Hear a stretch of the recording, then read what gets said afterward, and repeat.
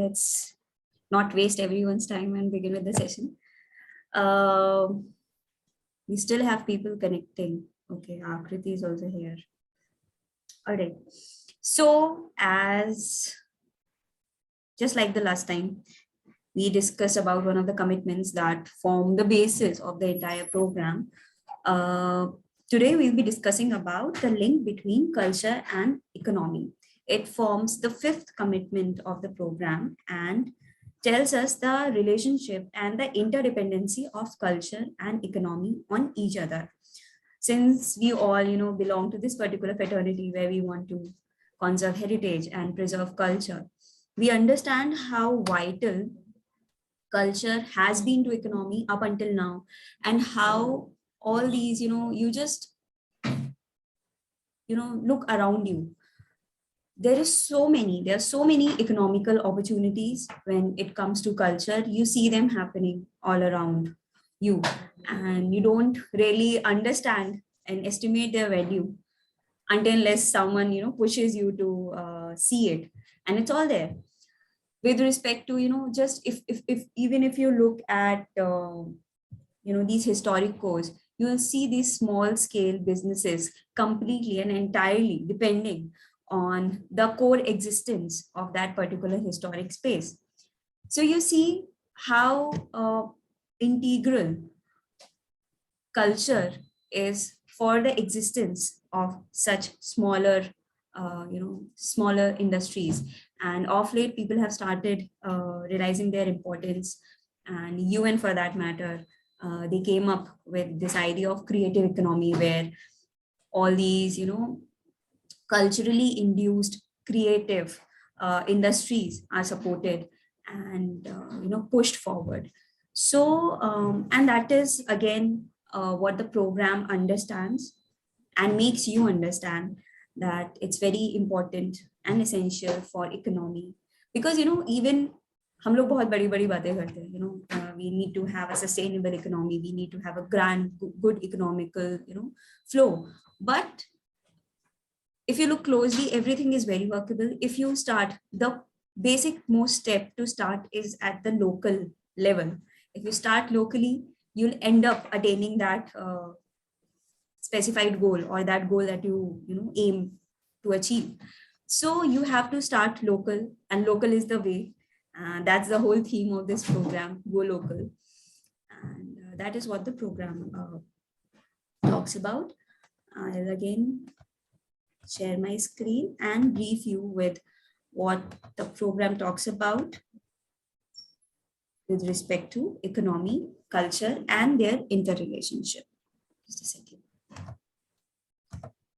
So the program says that cultural responsibility, one needs to understand and identify that it's very important for oneself to understand the importance of culture around you, what culture bears and rears in the immediate application and implication, and even in the hindsight. There's so many factors that we don't even count for and take into account, and they have contributed immensely in developing the economy of the particular society or the particular city or town that you are looking at. So cultural responsibility is necessary for a sustainable, for an all-around economic development of a place. Considering the different economic models which are sensitive to culture and rely on collaboration, cooperatives, trading, and donations, you need to understand what is the cultural ethos of your place, and what all economies are supported by the culture of that city. One needs to understand and enable the links between public. Now we talk about culture, economy, all these are very human-oriented points, right? And one needs to understand the effective links between public, market, and all these economies that are coming into place. And they form a reciprocity between them, as in it should be a two-way process. Up until now, we've been talking about how in order to be able to implement things, it needs to be a two-way process where you need to understand and demand and supply wala jo cheez hota hai, you need to understand the importance, the deficiency where it's lacking, and you need to accordingly keep giving with respect to that. So it should be a two-way thing. Then one needs to understand and develop people-centered and ecologically balanced economic development. There are so many economic agencies that are, that are trying to take up different things in order to enhance the creative economic sector that is there in situ, in place, the locally available things, and the locally available models that are already in place. They need not be very, rigid and very hierarchical in nature or very organization based. There are so many ways that are already there that we need to understand and identify and take into account and then work towards their betterment. It also talks about recognizing artists and cultural professionals to ensure access to their works, promotion of corporate responsibility, and provision of an adequate range of support mechanisms for cultural projects. There's so many things that we want to do and that we intend to do, but again, a lot of infrastructure is lagging in the place, a lot of push, a lot of guidance is lagging in the place. That is where agencies like INTACH come into place, where we try to build upon that missing knowledge and try to push forth with the help of whatever infrastructure that we can provide with. So there are certain agencies, and these agencies should identify certain artists or certain creative economies, small microeconomies that are there, and work towards their improvement and enhancement. There are certain steps that the programs talk about, and I'll just quickly go through them, like always. How to go about it, how to do what all the mandate is there. So you need to focus on developing the local economic strategies, which take into consideration the cultural economy of the place, of the area into account. Working with its participants, you need to identify the people who are the generator, who are the source of that, cultural generation, and again with it, who are the ones who are generating that economic aspect.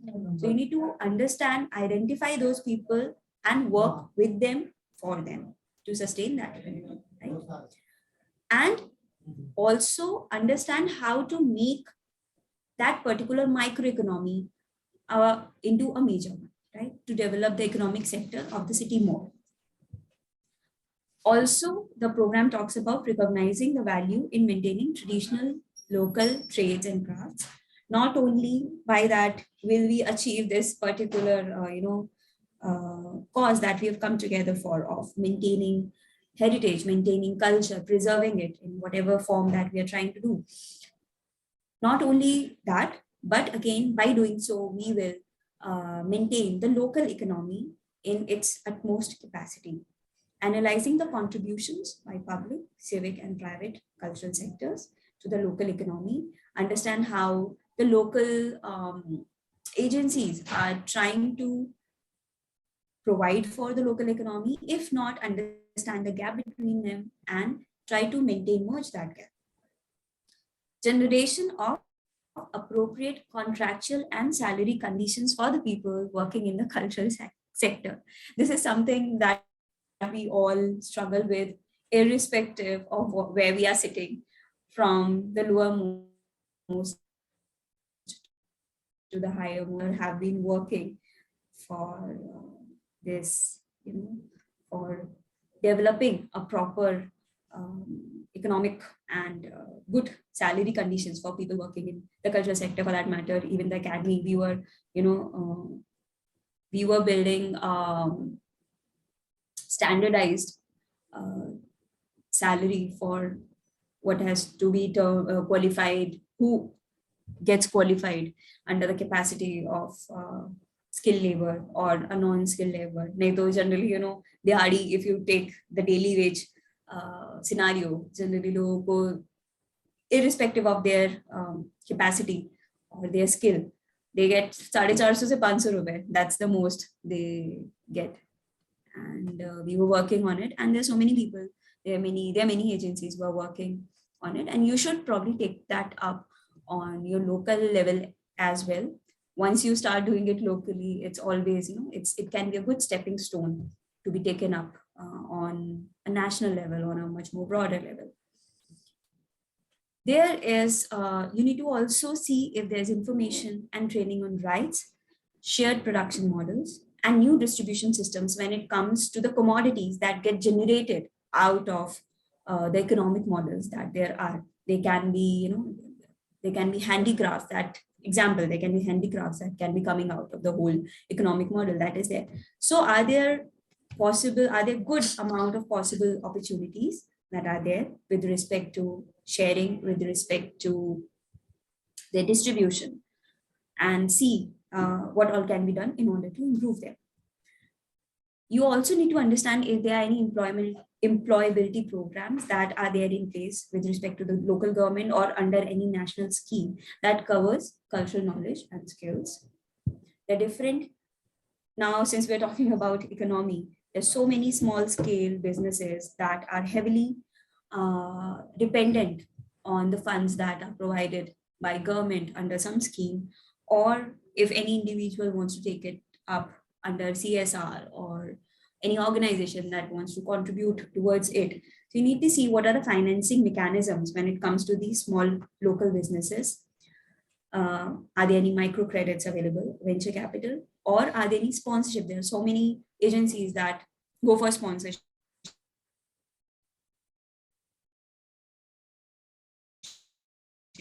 right? And creation of an interactive. This is something very off late, it's something that has become very much fashionable.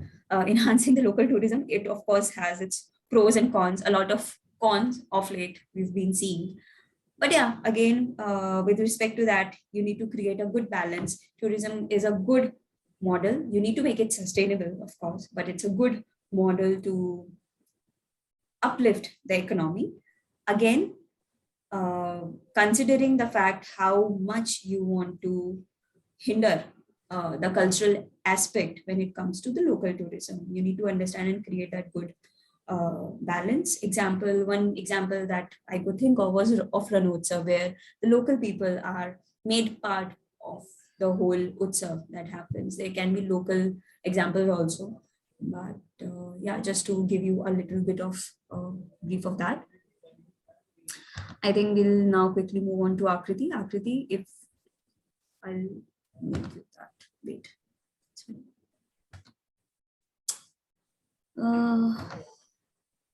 Okay, I have made you the co-host. If you can just share your screen. Akriti here has worked on the pilot for all of you all who've joined us today. She's worked on the pilot project of Bhopal, where we implemented this particular program, and how she went about understanding the city of Bhopal with respect to economy and saw the interlinkage between culture and economy happen.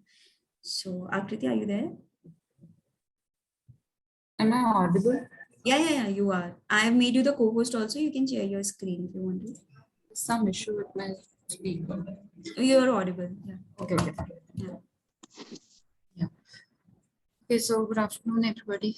Good evening, I think. So I think Sukriti has given the overall outline of this particular commitment. With respect to Bhopal, whatever work we did, I'm just sharing my screen, and we'll go action point by action point for this particular commitment to see for each and every action point how much the city of Bhopal, we could see how much the city of Bhopal is fulfilled. So let me just share my screen.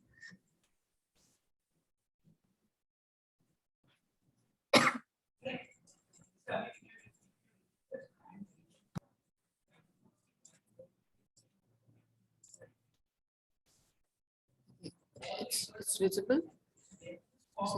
Yeah. I'm seeing. Yes. Okay. So right from the basic understanding of how do we look at this commitment. So we are basically trying to say that we can look into economy with respect to culture as one of the important factors to be considered when we are talking about economic development of any place. So as we all know, economy is one of the primary driving factors for development of any place, any city, any urban area, any rural area. And culture has a very important role to play in that. So I think when we were looking at this particular commitment, we were looking at all the various, all the government departments which are directly or indirectly related to promoting, marketing, capitalizing cultural assets of a place. I might sound a bit crude when I say using culture maybe as an engine for economic development or as from a very consumer's approach, but I think in certain respects, we have to be practical about it and looking at things with respect to the fact that economy is also important, and to sustain culture, to actually give some tangible outcome to a lot of cultural practices, we need to link it with marketing, we need to link it with economic development of the place. So, okay, starting from action point number 1.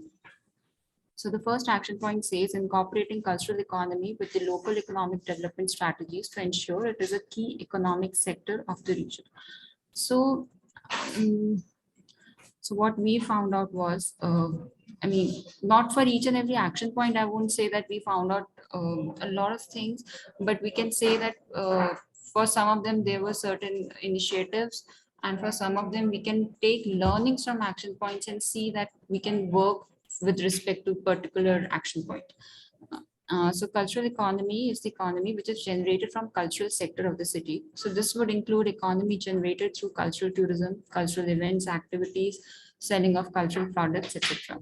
So in the current scenario, it is not the key parameter in economic developmental strategies, but one of the emerging parameters, as well as we can actually look into it in a way that how we can use culture, or how we can use the understanding of culture for economic development of the city.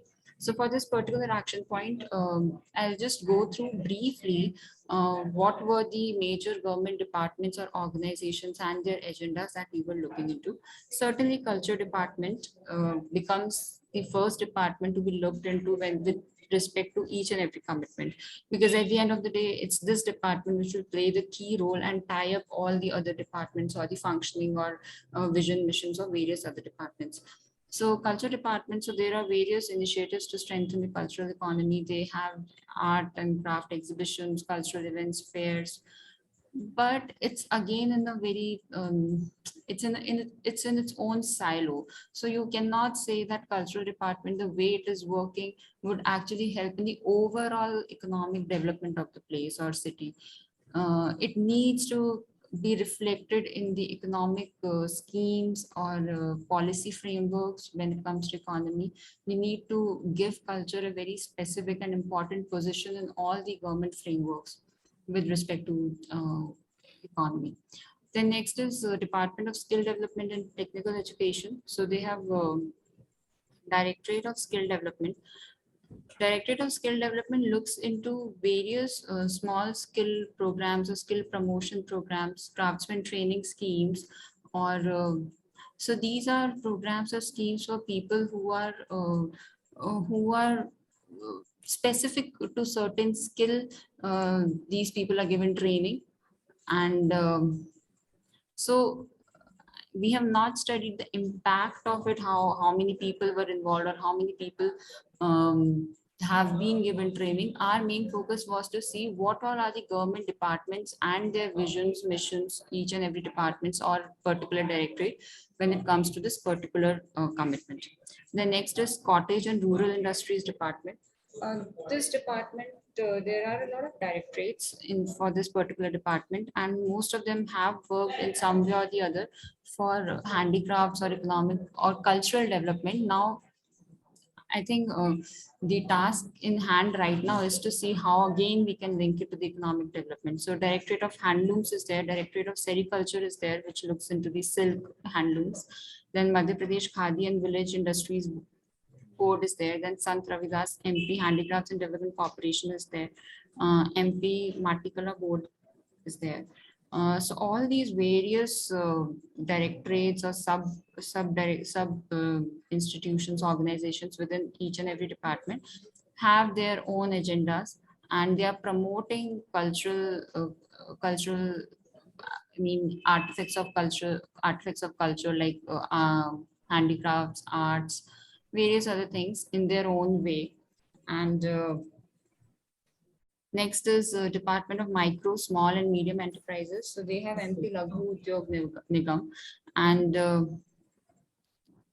Akriti, if I can just quickly add on to whatever you're saying.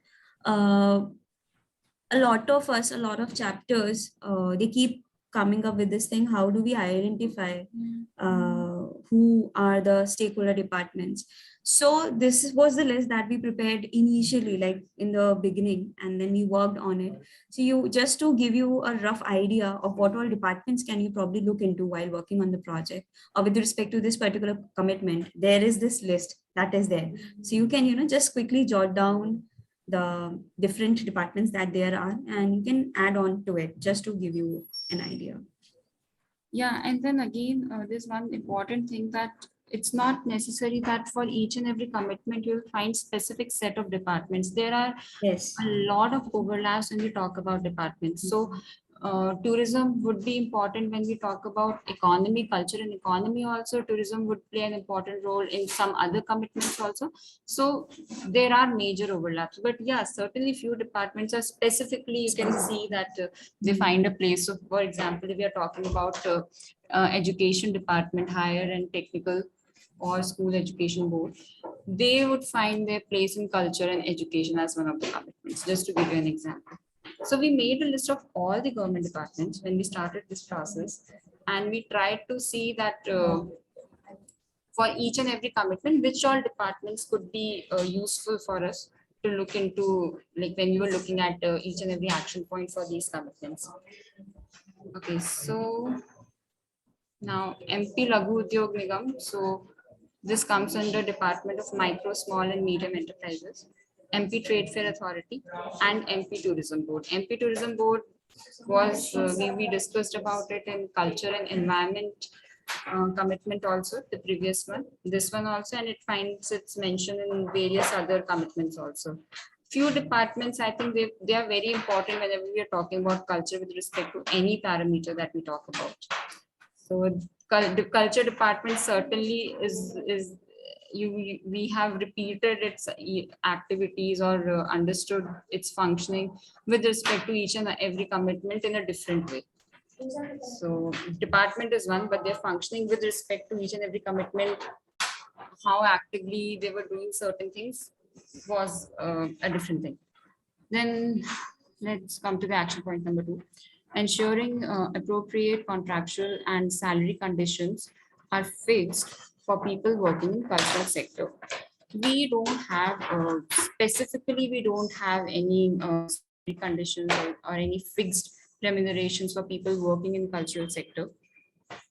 Wherever, whatever work these craftsmen or artisans do, it's generally based on the major wages that is given by Labor Department. So the category of workers now, that is divided as per skilled, unskilled, semi-skilled, highly skilled.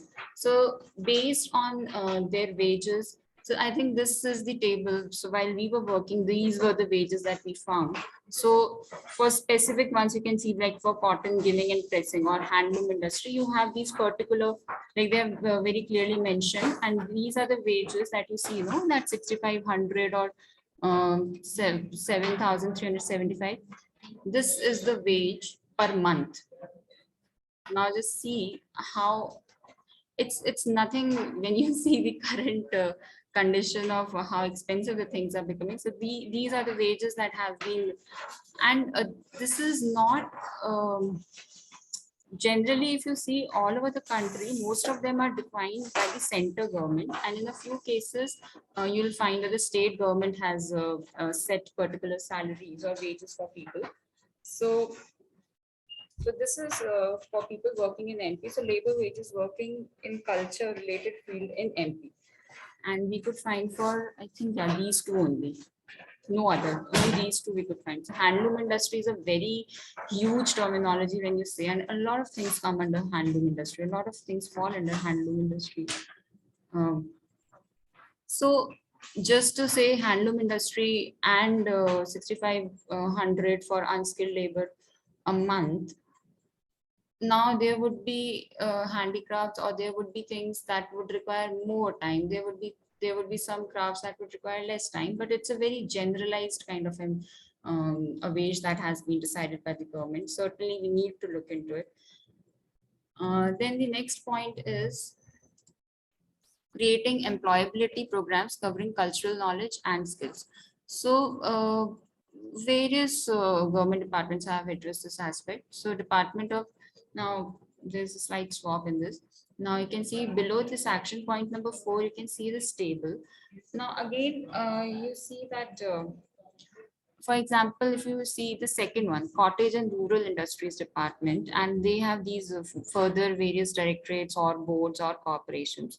So now they look into it, where they're saying that to provide continuous employment to handloom weavers and make new people involved in this industry by trying to get rid of unemployment, encouraging entrepreneurial spirit to establish khadi and village industries, increasing employment opportunities by conserving and promoting the prosperity of state, enhancing the earnings of the weavers and by increasing the per capita production capacity by technological upgradation, support and market linkage for marketing of handloom and handicraft products. So again, as I told earlier also, it's not that we have tried to see that how much of it has been implemented, but the fact, the way these government departments, they have a mention of this, or this becomes an important part of their vision or action point or their objectives, was something that we looked into. Now, certainly when you have a groundwork in place, so now we even when we spoke to a lot of government officials, we told them, see, your government, your particular department's vision mission, it talks about this. So certainly there's a mention of it, and when we are saying that we need to do this on ground, or this needs to change, or this needs to be incorporated, it would fall under certain umbrella, or it would fall under certain agenda of that particular department that would make things slightly easier for us. That was our hope. And I think if we take this entire thing forward, this whole report forward, and try to say, that for this particular action point, we need to do this, your particular department. So now we have identified government departments. We have identified that that particular department will look into this, because it's a part of their mandate. So how to now go about it, that is the next challenge that we are facing, or we will face. Then coming to the next action point, promoting public or mixed economic programs to increase donations and volunteering for cultural projects. So now there are certain programs. Again, I would not say that the intention of those programs would be with this particular action point. So for example, if I'm talking about the literary festival, that was for the first time when we were doing this project, for the first time literature festival for Bhopal was held that year in 2019. And it was, in a way, in its own way, it was not as successful as the one that is held in Jaipur, which is like a very big event that has become nowadays.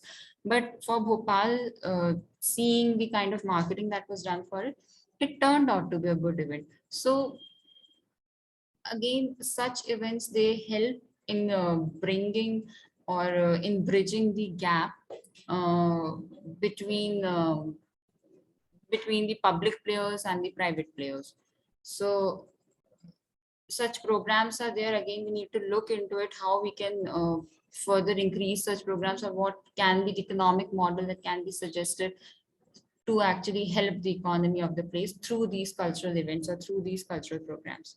Now, encouraging partnerships between people active in the cultural sector and in the business industry in the form of residencies or other systems of innovation and knowledge transfer.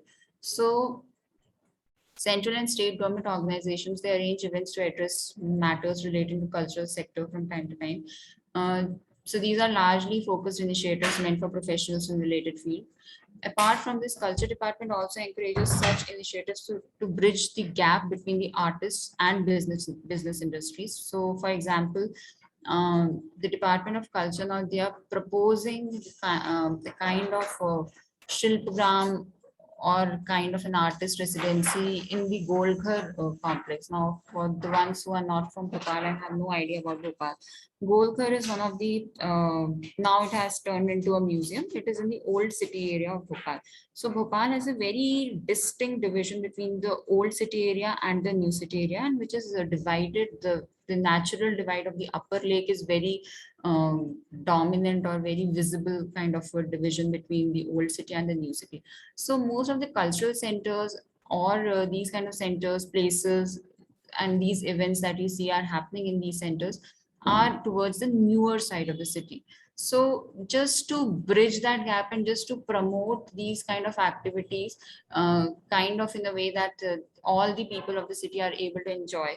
So for that purpose, now there's an initiative that they'll be starting this artist residency or Shilpgram in the Golghar complex, and Golghar is pretty much in the center of the old city area. So again, it's a way of it's a way in which you can bridge these gaps. So again, not to say it's in the form of a residency or something which directly this action point is talking about, but similar kind of an activity that we could see that was happening in the city. Then action point not just with respect to residencies, there can be not many opportunities at times, but of course at least some sort of a place where people can come together and do that exchange, that cultural exchange, and also simultaneously build on the economic aspect of the things that culture has to offer. So I think बहुत सारे events हुए हैं ऐसे with respect to a lot of places. I think Mumbai में काला घोड़ा festival होता है. So it was basically, it kind of capitalized, like Akriti correctly mentioned, that in order to make the outcome of culture tangible, it's necessary to impart some economic factor to it. तो काला घोड़ा जो पूरा festival organize किया eventually, it was in the fort area or it was nearby a museum space, and they in general they identified this lane that could probably serve the purpose good, और उसमें handicrafts के stalls या फिर आपके यहाँ पे भी local ऐसे कोई हस्तशिल्प मेला या फिर इस टाइप का कुछ ना कुछ small little fairs must be happening. तो वो रिमोटली किस जगह पे हो रहे हैं उसका इम्पोर्टेंस भी है. If at all you shift that thing up into some sort of a cultural space where it makes much more sense, it can develop on the economic aspect more. So that is, sorry, yeah, please continue. Yeah, I mean, just to add to this, that again, to see that for any cultural event, what is the kind of audience that we are trying to capture, and the space in the city to identify. So for this particular example, that's why I said, because you see a very distinct division in Bhopal, the kind of cultural events that are happening in Bharat Bhavan or Ravindra Bhavan. A lot of people from old Bhopal, they hesitate to come, or they are not aware about it because the way it's marketed, it's in the, so the audience becomes very limited. Also, the kind of spaces that are created in the newer times, somehow they alienate everyone. It's not very inclusive in themselves. So yeah, कोई ऐसी जानी पहचानी जगह होगी where people have the sense of association, they can enjoy there very easily in comparison to all these closed and confined spaces जो कि specially for exhibitions बनाए जाते हैं, art exhibitions or any other for that matter. So why not shift that? That elite crowd becomes very prominent in these places. Yes. And especially, I think Gauhar Mahal, the way things happen in Gauhar Mahal, Gauhar Mahal kind of actually tries to bridge that gap, because also again to say that it is very important where that particular space is physically located in the city. So Gauhar Mahal is exactly right on the junction of the old and the new city. Yes. A lot of events that happen in Gauhar Mahal, people come from the new city area as well as old city area. Literally वो junction पे ही है, इधर से old Bhopal and then you. Yeah. So, okay. So now next action point, recognizing the value and maintaining and development of traditional local trades and crafts. So for this particular action point, I think majorly we looked into rural cottage and rural industries department. So Directorate of Handlooms and Director of Sericulture, then Department of Micro, Small and Medium Enterprises.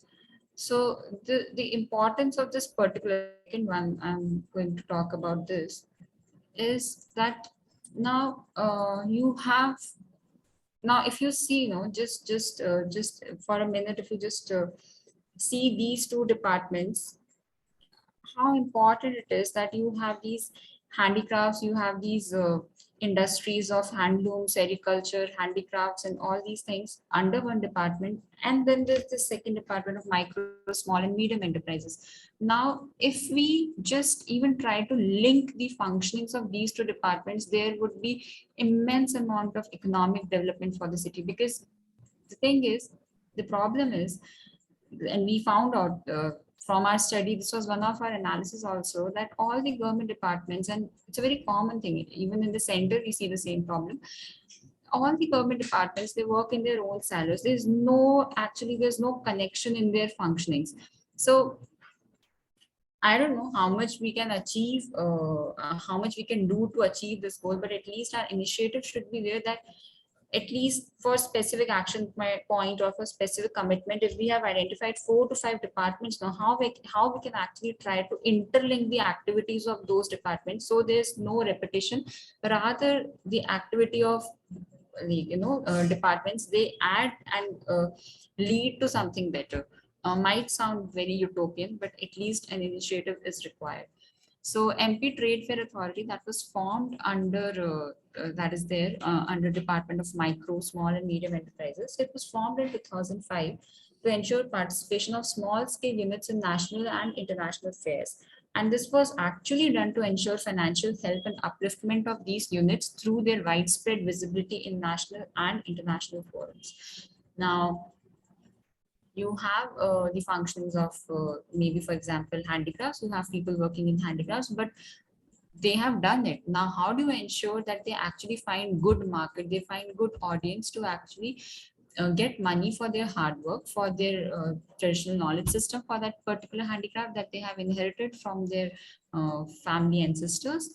And that, I mean, and I think that's the only way we can actually do something about conserving intangible heritage. Otherwise, we will lose it, because the way the society or the way the functioning is nowadays, it has to be linked to economy, and it has to be linked to the market forces.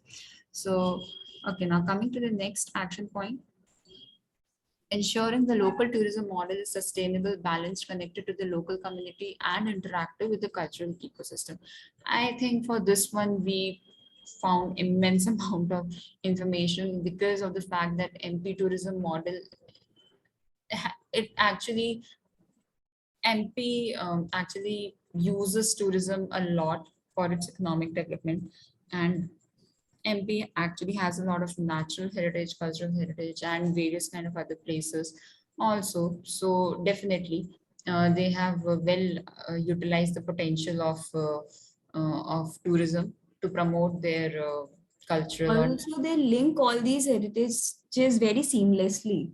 अगर कोई cultural event कर रहे होंगे, they might do it at a place of natural importance. For example, they do एक educational program करते हैं ना, वो lake के along में, जहाँ पे lake के along में रहता है वो, and it's a natural. The lakes of Bhopal are are masterpieces in their own. They have a history attached to them, and they of course are a part of the heritage that is there.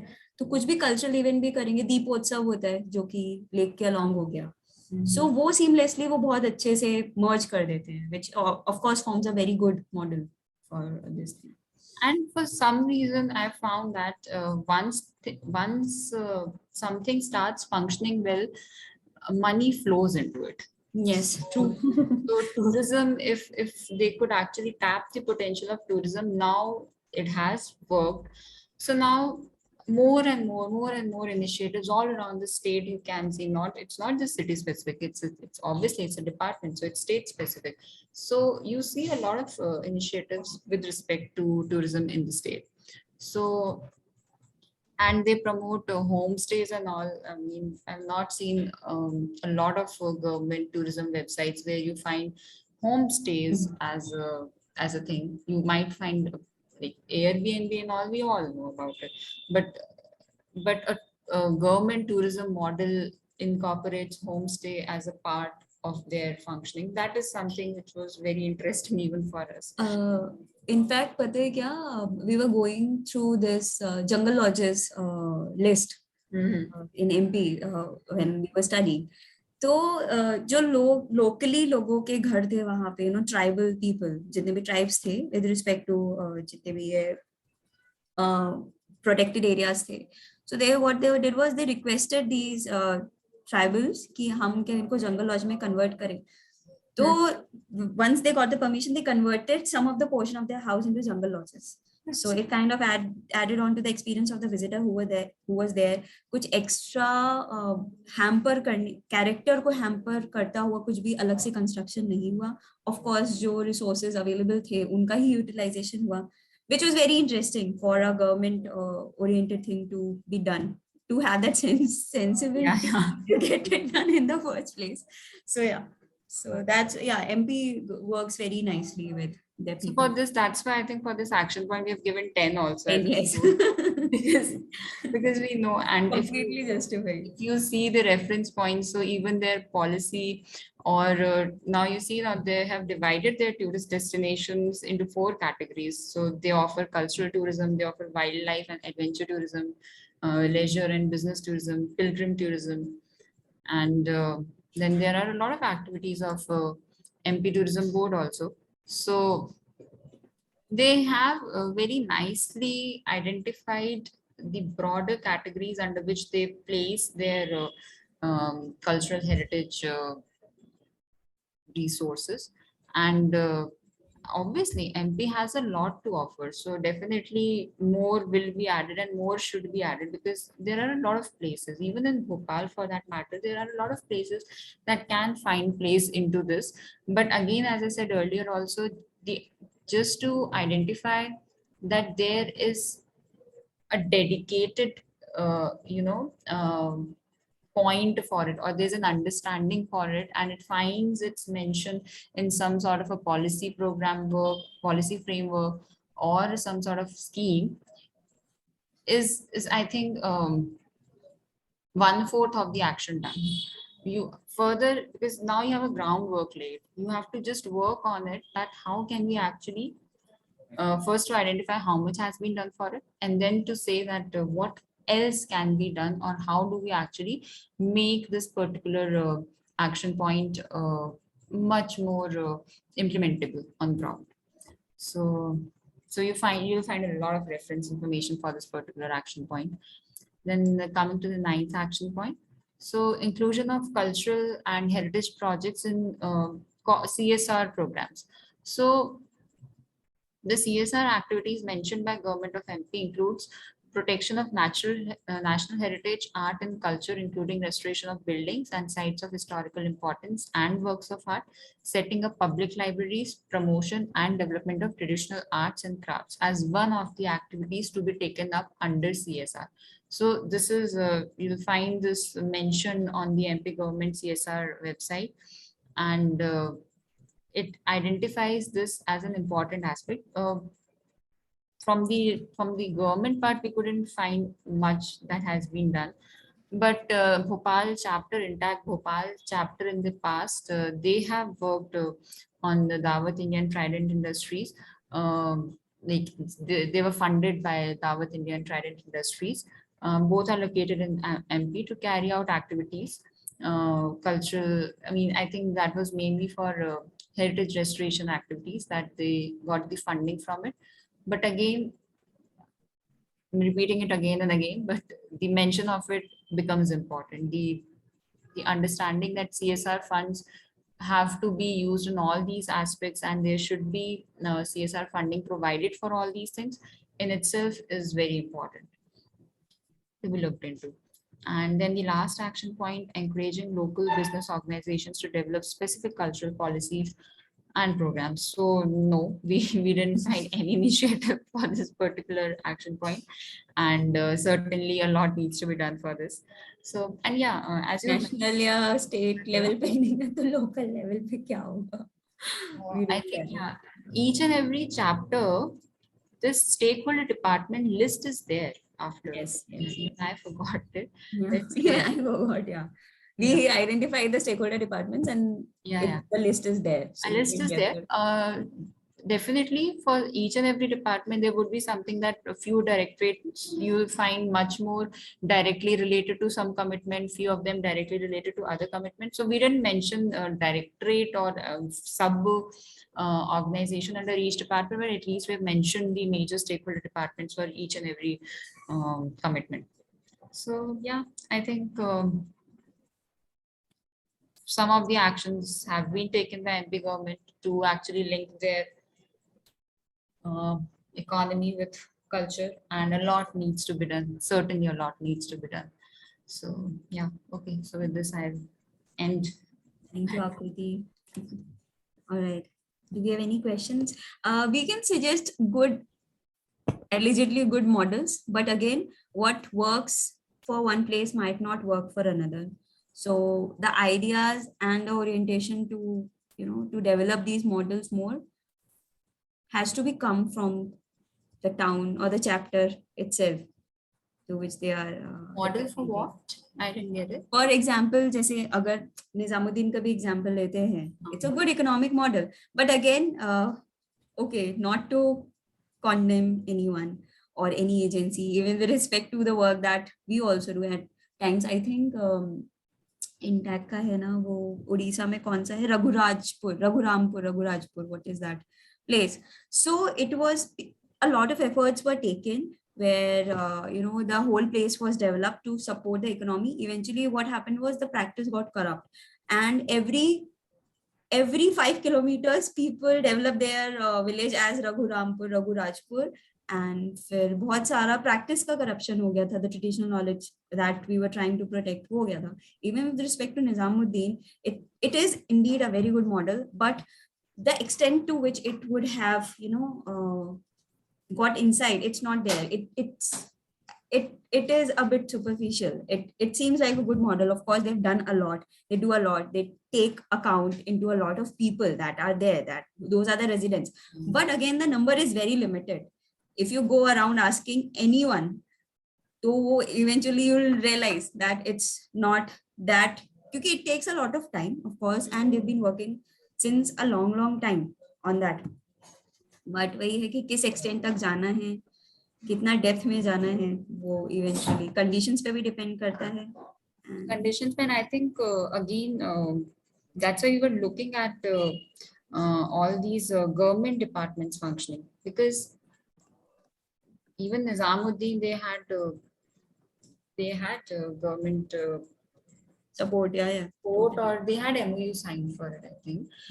But specifically, until unless government departments or for specific directorates or sub corporations or these sub organizations do not take initiative to do something about it, it's very difficult. Again, it would be a superficial thing, because government has to be the key player for it, and primary stakeholders when it comes to decision making as well as funding.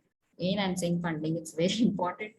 So they have to be the key players if we are talking for chapters to identify those departments and to push them in whatever way they can is the best possible solution.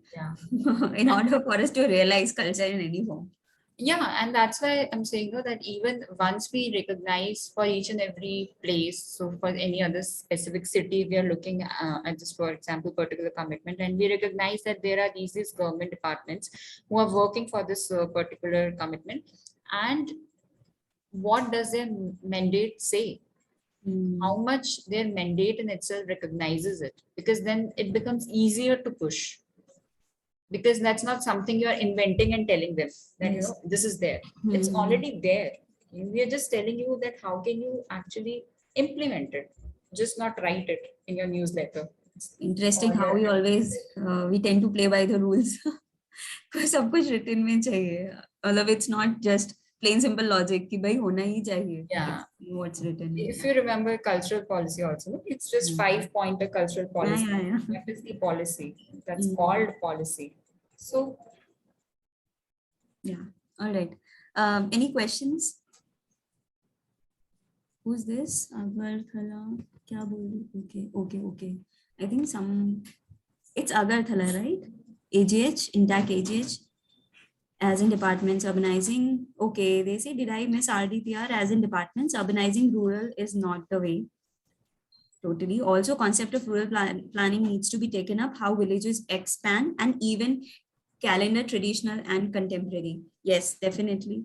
And I think a lot of work is being done in that area. We are also brimming with religious pilgrimage, so huge footfall to manage without losing the original attraction character. It needs saving, of course. That balance needs to be created. Sab kuch is not justified in the name of tourism. So we need to do that. I think most of our understanding of these commitments, if we now further proceed, take this forward. So the understanding from each and every commitment would help us develop a better cultural policy. That would include a lot of these aspects that we know that are not there. And again, these points that I mentioned, they would help give a holistic character to the cultural policy that we're talking. All right. Thank you so much, Akriti. Do we have any questions from anyone? Or I just wanted to ask very quickly, Akriti, in the process of this mapping for the radar report, were you also looking at non-governmental agents? Because yes, you were mapping the government departments, but what about non-government? I mean, was that part of the mandate or was it left out consciously? No, I think that was not included. INTACH's various divisions, what they have worked were looked into, and government departments. Apart from that, non-government organizations are not looked into, and we have mentioned that specifically as one of our scope and limitations in the starting of the report. We have mentioned it because then that would have broadened the whole thing to a greater extent, and given the timeline that we had and the time frame in which we had to finish this, we thought it would be better and easier, and given the kind of contacts and resources that we had the help in MP, it made more sense to go for the functioning and the looking at the government departments. So yeah. But now when we are looking at a way forward, how does one, the chapter conveners who are here, the members who are here, they may want to mobilize things through the government departments, but there are other possibilities as well. So any thoughts on that, on mobilizing other we need to look avenues? We need to look into other avenues and identify, and I mean, if time would have allowed us, or the kind of resources, people and the contacts, we would have definitely gone into that, and it was a conscious effort. there are some commitments where we have at least considered and identified certain agencies apart from government, but with not with respect to each and every commitment we've done. Yeah. So yeah, we can definitely do that given the time and condition and the kind of people who are involved, quantum of people, number of people, let's say. No, because I think it's important to see now how to convert this into action from the chapters, for the chapters, how they can. I think there's some more coming from AGH, some more comments that have come in from AGH. Yes. I'll take it up. Yeah. So it's important to now see how to actually convert these action points and the commitment as a whole into something that is actionable, something that is can be taken up, because all of it can't happen in one day. Obviously, it it has to be a step-by-step process, and one has to start somewhere. So that would be very good to sort of know from the chapters, from the conveners who are here, from the members who are here today also, if they have any thoughts about how to take this forward, or otherwise they can think about it and get back on it also. Thanks. I think we should invite certain suggestions as to what, like whatever you're saying, we can invite certain suggestions from them, how to take this forward. Because once we have identified everything, once we have identified the gaps and the probabilities that the city has to offer with respect to this, what all possible ways can be, derived and devised to take this thing forward maybe. So yeah, we can do that. Hi, Akriti. We're from Allahabad. Hi, Baba. So I really appreciate the report prepared by your team. My question is to Sukriti. Sukriti, can we get a recorded session, a recorded video of this session, or maybe a report prepared by Akriti? Because over here we have different organizations working in different fields. Like there is one organization who is organizing lit fests, food fests, promoting the culture of this area. The second organization is promoting tourism, but each of them is doing it independently without any collaborations. Maybe citing this whole report as an example, we can bring them together on a single platform and maybe approach the administration or the local elected representatives. So the idea behind preparing this report was that only, where we, even with respect to the process of preparing this report, all the stakeholder departments were invited, and we asked them about their suggestions and about whatever things that they think were lagging while preparing the whole report. And jitna bhi ye pura assimilation of data hai, it is in, after understanding their take on the whole thing. So yeah, and the जो पूरा निकल के आया था quantification, this is nothing but the quantification of the cultural question, ठीक है? तो ये basically उनको दिखाने के लिए ही था कि देखो कल्चर को हम क्वांटिफाई कर सकते हैं और ये चीजें प्रॉब्लमैटिक, ये प्रॉब्लम एरियाज हैं और इन चीजों पे हमें काम करना चाहिए इस वे में. There can be immense possibilities. So yeah, of course you can have the report. That is why it was prepared for. And yeah, because in order to have a manpower, we need to convince people to come on board and do a similar activity for their city as well. Yes, yes. So ये एक अच्छा example है उनको दिखाने के लिए. True. Thank you. All right. I think this is it for today. And we hope that we all see you in the next session as well, because a lot of us discontinue in the process. And yeah, thank you so much for joining.